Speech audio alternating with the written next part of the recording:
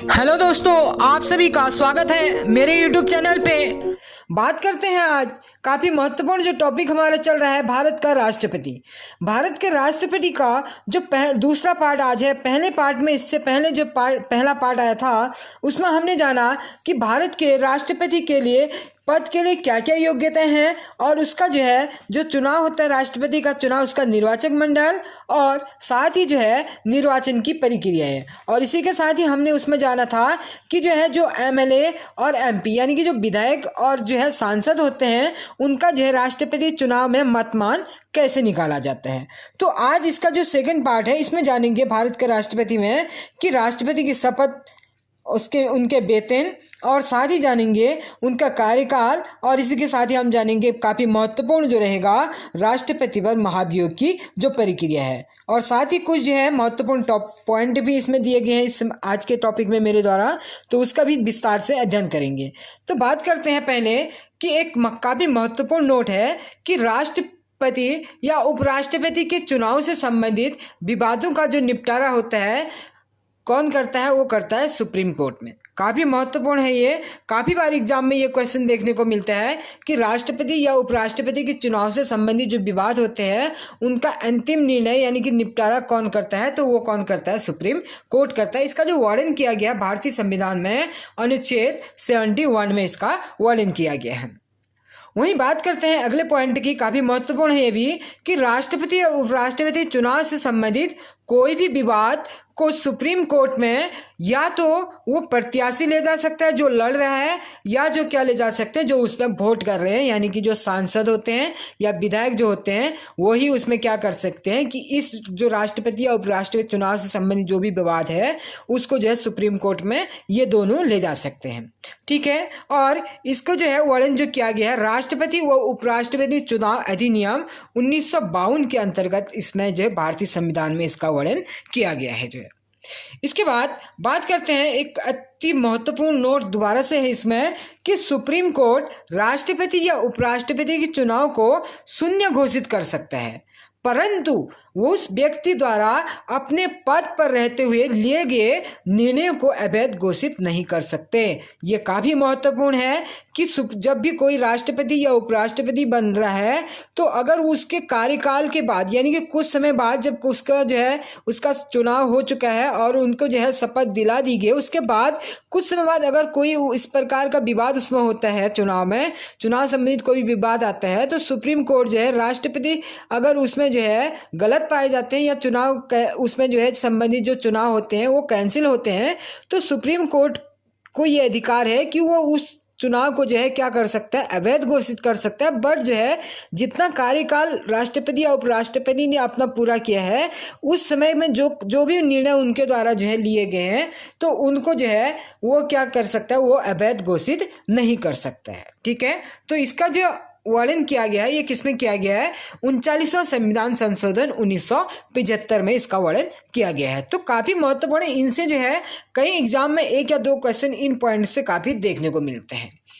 अब बात करते हैं भारत के राष्ट्रपति। भारत के राष्ट्रपति का जो शपथ है, शपथ की बात करते हैं तो शपथ का जो वर्णन किया गया भारतीय संविधान में राष्ट्रपति की वो किया गया अनुच्छेद 60 में जो है राष्ट्रपति को शपथ सर्वोच्च न्यायालय का मुख्य न्यायाधीश या वरिष्ठ न्यायाधीश दिलाएगा। पहले तो जो है मुख्य जो अपॉर्चुनिटी दी जाएगी वो किसको दी जाएगी, मुख्य न्यायाधीश को। अगर मुख्य न्यायाधीश किसी कारणवश उपस्थित नहीं है तो वो उसके बाद जो है जो वरिष्ठ न्यायाधीश होंगे वो जो है राष्ट्रपति को शपथ दिलाएंगे जो है। और राष्ट्रपति की शपथ संविधान के संरक्षण, परिरक्षण व प्रतिरक्षण यानी कि प्रतिरक्षण का मतलब होता है कि किसी को भी वो उल्लंघन भारतीय संविधान के जो संविधान में लिखा गया है जो भी कानून व्यवस्था है उसका उल्लंघन नहीं करने देगा। तो इससे संबंधित यानी कि जो वर्णन है किसमें इससे संबंधित क्या करेगा कि शपथ दिलाएगा। उसमें जो कौन दिलाएगा, मुख्य न्यायाधीश। अगर मुख्य न्यायाधीश जो है सुप्रीम कोर्ट के अनुपस्थित होते हैं तो सर्वोच्च न्यायालय के वरिष्ठ न्यायाधीश जो है राष्ट्रपति को ये शपथ दिलाएंगे जो है। इसके बाद वेतन की बात करते हैं तो वेतन जो है राष्ट्रपति का जो वर्तमान वेतन है ये है 5 लाख रुपये प्रति माह, यानी कि जो है इसका जो वर्णन किया गया है राष्ट्रपति के वेतन का, ये किसमें किया गया, अनुच्छेद 59 में इसका वर्णन किया गया है। और जो वर्तमान राष्ट्रपति का वेतन है वो कितना है, 5 लाख रुपया प्रति माह राष्ट्रपति का वेतन है। और भारत की संचित निधि पर भारित होता है, यानी कि जो राष्ट्रपति का वेतन होता है वो भारत की जो संचित निधि होती है उससे जो है क्या किया जाता है, दिया जाता है उसको।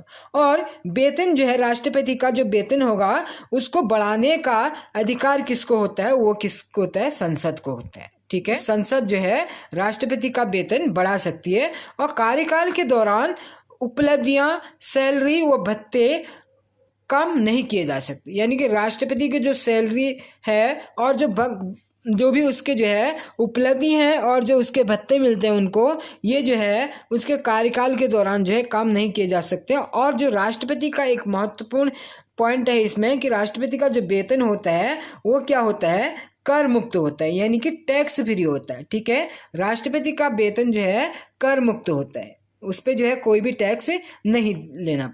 ठीक है, राष्ट्रपति जो वेतन होता है उस पर कोई टैक्स नहीं लिया जाता है। इसके बाद बात करते हैं राष्ट्रपति का कार्यकाल। राष्ट्रपति का जो कार्यकाल है इसका वर्णन जो किया गया भारतीय संविधान में अनुच्छेद 56 में इसका जो है वर्णन किया गया है भारतीय संविधान में।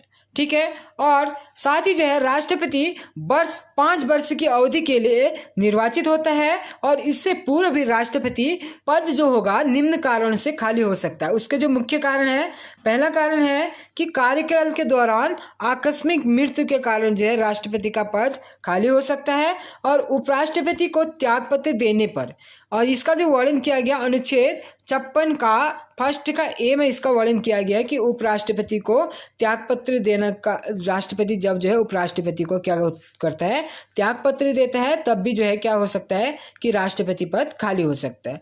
और तीसरा काफी महत्वपूर्ण है, महाभियोग की प्रक्रिया के आधार पर राष्ट्रपति को हटाना जो है, और इसका वर्णन जो किया गया भारतीय संविधान में अनुच्छेद 56 का 1 यानी कि फर्स्ट का बी में इसका जो है वर्णन किया गया है।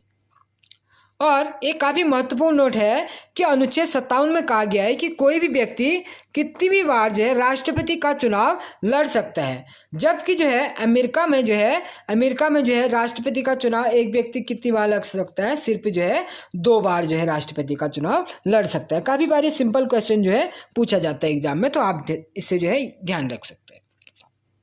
अब बात करते हैं राष्ट्रपति पर महाभियोग प्रक्रिया।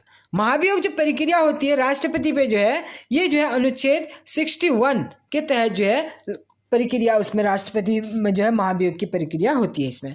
और यह प्रक्रिया कहाँ से ली गई है, भारतीय संविधान में यूएसए से जो है ये लिया गया है। और इसका जो आधार है, किस आधार पे जो है राष्ट्रपति पर महाभियोग लगाया जा सकता है, वो लगाया जा सकता है संविधान का उल्लंघन करने पे जो है। ठीक है, और इसका जो प्रस्ताव होता है कहाँ पे लाया जाता है महाभियोग का राष्ट्रपति के प्रति, लोकसभा और राज्यसभा, यानी कि राज्यसभा या लोकसभा कोई भी जो है इस प्रस्ताव को जो है राष्ट्रपति के खिलाफ महाभियोग का प्रस्ताव जो है ला सकता है और 14 दिन पूर्व जो है लिखित सूचना के साथ लाया जाएगा, यानी कि राष्ट्रपति को जो है इसकी जो सूचना होगी महाभियोग प्रक्रिया लगाने की जो प्रक्रिया होगी, यानी कि राष्ट्रपति को 14 दिन पहले इससे अवगत कराया जाएगा कि आपको जो है आप पर जो है महाभियोग प्रक्रिया लगाई जा रही है। ठीक है, जिस बीच जो है राष्ट्रपति को जो है अपना पक्ष रखने का पूरा अवसर दिया जाता है। अगर राष्ट्रपति अपना पक्ष जो है नहीं रख पाए तो इसका जो समर्थन, यानी कि जो ये महाभियोग प्रक्रिया लाई जाती है, तो महाभियोग प्रक्रिया जो है जिसका समर्थन जो है सदन के 1/4 सदस्य करते हैं। ठीक है, 1/4 सदस्य इसका करते हैं और प्रस्ताव दोनों सदनों से कुल सदस्य संख्या का 2/3 से जो है पारित होना आवश्यक होता है। और प्रस्ताव में जो है सदन के सभी सदस्य, यानी कि मनोनीत और निर्वाचित, टोटल जो है जो मनोनीत होते हैं और निर्वाचित होते हैं 776 बताए थे। ठीक है, जो निर्वाचित होते हैं, और साथ ही जो है जो 12 सदस्य जो है राज्यसभा में होते हैं और 2 सदस्य आपके एंग्लो इंडियन लोकसभा में होते हैं। तो सभी इसमें क्या करते हैं, इस प्रस्ताव में जो है सभी सदस्य क्या करते हैं, अब यानी कि वोट करेंगे जो है। और सदन एक सदन क्या होगा कि अगर राज्यसभा इसे लाया है तो लोकसभा यानी कि एक सदन इस पे जो है आरोप लगाएगा और दूसरा सदन क्या करेगा, इसके आरोपों की जांच करेगा। जो है अगर जो है लोकसभा जो है इस पर आरोप लगा रहा है राष्ट्रपति पे, तो क्या करेगा कि राज्यसभा इसकी जो है जांच करेगा।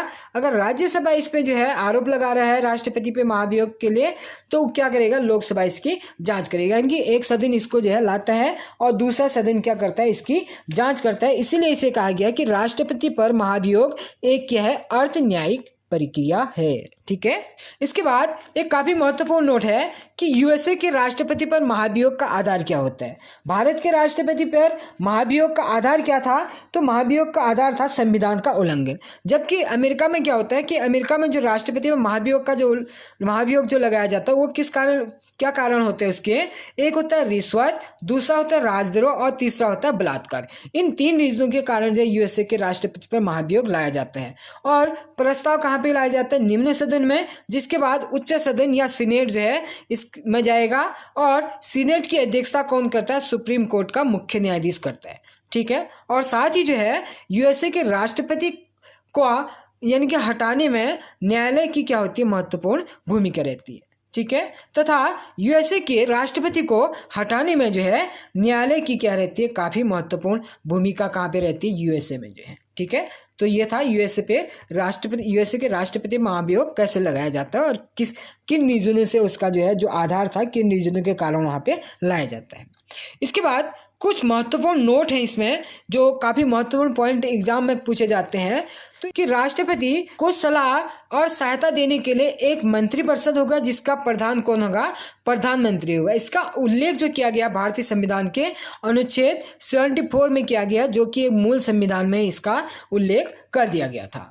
वहीं दूसरा पॉइंट है कि राष्ट्रपति मंत्रिपरिषद की सलाह के अनुसार कार्य करेगा। इसका जो वर्णन है भारतीय संविधान में 42वां संविधान संशोधन 1976 द्वारा ये जोड़ा गया था कि राष्ट्रपति क्या करेगा, मंत्रिपरिषद की सलाह के अनुसार ही कार्य करेगा। जो है अब बात करते हैं थर्ड पॉइंट की कि राष्ट्रपति मंत्रिपरिषद की सलाह को एक बार पुनर्विचार के लिए भेज सकता है। यानी कि जो है अगर कोई सलाह वो जो है कि अगर राष्ट्रपति को कोई मंत्रिपरिषद सलाह दे रहा है, अगर राष्ट्रपति को लगे कि ये सलाह जो है सही नहीं है, तो एक बार पुनर्विचार के लिए वो कहाँ पे, मंत्रिपरिषद के पास भेज सकता है। इसका जो उल्लेख किया गया है भारत यानी कि जो जोड़ा गया था ये 44वां संविधान संशोधन 1976 द्वारा। और नेक्स्ट है कि मंत्रिपरिषद ने राष्ट्रपति को क्या सलाह दी, इससे किसी भी न्यायालय में चुनौती नहीं दी जा सकती। काफी महत्वपूर्ण है और इसका जो वर्णन किया गया भारतीय संविधान में अनुच्छेद 74 के सेकंड में किया गया है। ठीक है, इसके साथ ही एक काफी महत्वपूर्ण नोट है कि 7वां जो राष्ट्रपति चुनाव हुआ था 1977 में, तब जो है राष्ट्रपति चुनाव जो है सामान्यतः क्या हो गया था, 25 जुलाई से पहले हो गया था, जिस कारण जो है अब भी जो है उसी आधार पे चलते हुए 25 जुलाई से पहले जो है राष्ट्रपति चुनाव समाप्त कर लिया जाता है, यानी कि राष्ट्रपति चुनाव करा लिया जाता है। ठीक है, और राष्ट्रपति को जो शपथ हुई थी तब 25 जुलाई को राष्ट्रपति कौन बने थे उस समय पे, हमारे नीलम संजीव रेड्डी जी जो है उस समय राष्ट्रपति बने थे, 7वें राष्ट्रपति। तो उस समय जो प्रक्रिया हुई थी कि 25 जुलाई से पहले जो है राष्ट्रपति चुनाव यानी कि पूर्ण कराना और 25 जुलाई को जो है राष्ट्रपति को शपथ दिलाना, तो वही प्रक्रिया जो है अब तक भी चली आ रही है। तो ये कथा काफी महत्वपूर्ण जो है नोट यानी कि जो है महत्वपूर्ण टॉपिक था राष्ट्रपति पे आज का। तो अगला जो टॉपिक रहेगा काफी महत्वपूर्ण रहेगा, वो रहेगा टॉपिक आपका राष्ट्रपति की शक्तियां। काफी महत्वपूर्ण टॉपिक है और आपने अगर जो है 2 पार्ट आप इसमें जो है दे दिए गए हैं, दोनों पार्ट को आप अच्छे से देखें तो तीसरा पार्ट आपके लिए काफी यानी कि मनोरंजन और काफी जो है हेल्पफुल आपके लिए रहेगा ये। ठीक है, धन्यवाद।